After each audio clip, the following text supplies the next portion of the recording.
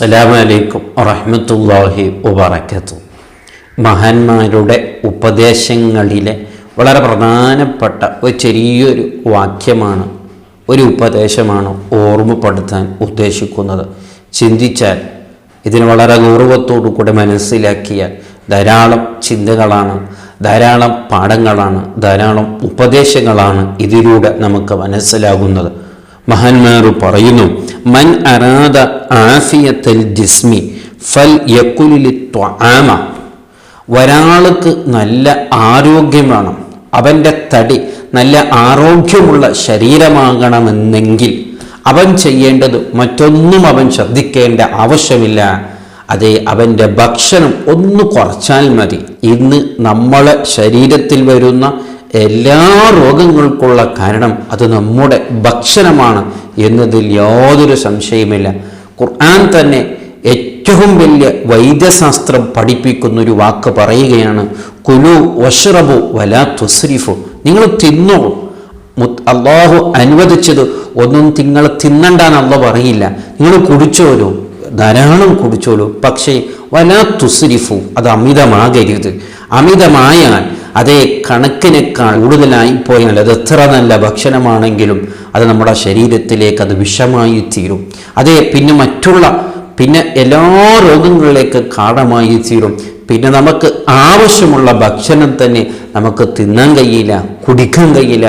അത് കാരണം നമ്മുടെ ഭക്ഷണമാണെന്ന് മഹാന്മാർ നമ്മെ പഠിപ്പിക്കുകയാണ്. വല്ലാത്തൊരു വാക്കാണ്. ഒരാൾ അവൻ്റെ ആരോഗ്യമാണ്, ശരീരത്തിൻ്റെ ആരോഗ്യമാണ് ഉദ്ദേശിക്കുകയാണെങ്കിൽ മറ്റൊന്നും അവൻ ചിന്തിക്കേണ്ടതില്ല. ഭക്ഷണത്തിനൊന്ന് കുറച്ച് ഭക്ഷണത്തിൻ്റെ വിഷയത്തിൽ ഒരു നിയന്ത്രണം അവൻ പാലിക്കട്ടെ എന്ന് മഹാന്മാർ നമ്മെ ഓർമ്മപ്പെടുത്തുകയാണ്. അപ്പോൾ ഏറ്റവും വലിയ പ്രധാനപ്പെട്ട ഒരു ആഫിയത്താണ് നമ്മുടെ ശരീരത്തിൻ്റെ ആഫിയത്ത്. അതില്ലെങ്കിൽ എല്ലാം നഷ്ടപ്പെട്ടു പോയില്ലേ, പിന്നൊന്നും നമ്മളെ കൊണ്ട് ചെയ്യാൻ കഴിയില്ലല്ലോ. ഒരാഫിയത്തുണ്ടെങ്കിലല്ലേ ഇവിടെ ദുനിയാവ് സമ്പാദിക്കാൻ കഴിയുള്ളൂ, ഇനി ആഖിറം തന്നെ ഇബാദത്ത് ചെയ്യാൻ കഴിയുള്ളൂ. അപ്പോൾ വളരെ പ്രധാനപ്പെട്ട ഒരു വിഷയമാണ് നമ്മുടെ ആരോഗ്യം, ആഫിയത്തെന്നുള്ളത്.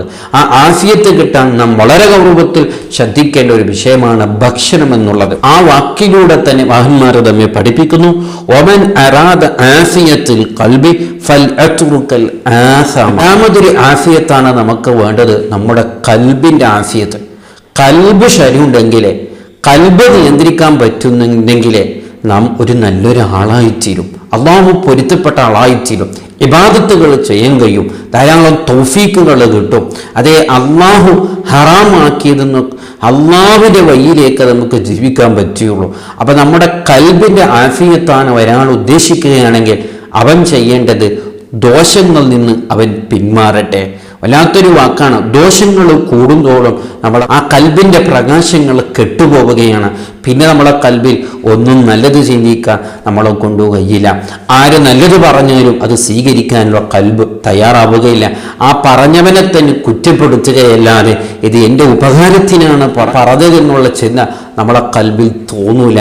അപ്പോൾ ദോഷങ്ങളിൽ നിന്ന് വിട്ടു നിന്നാലേ നമ്മളെ കൽബ് ശുദ്ധിയാവുകയുള്ളൂ, കൽബ് നന്നാവുകയുള്ളൂ, കൽബിൻ്റെ ആഫിയത്ത് കിട്ടുകയുള്ളൂ എന്ന് മഹാന്മാർ നമ്മെ പഠിപ്പിക്കുകയാണ്.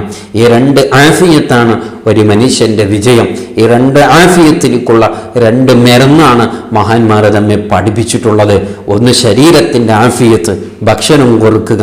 രണ്ട് കൽബിൻ്റെ ആഫിയത്ത്, ദോഷങ്ങളിൽ നിന്ന് വിട്ടു നിൽക്കുക. ഈ രണ്ട് കാര്യം സൂക്ഷിച്ചാൽ ഒരു മനുഷ്യൻ വിജയിച്ചു. ആ വിജയികളുടെ കൂട്ടത്തിൽ അല്ലാഹു നമ്മെ പെടുത്തുമാറാവട്ടെ. അസ്സലാമു അലൈക്കും വറഹ്മത്തുള്ളാഹി വബറകാതുഹു.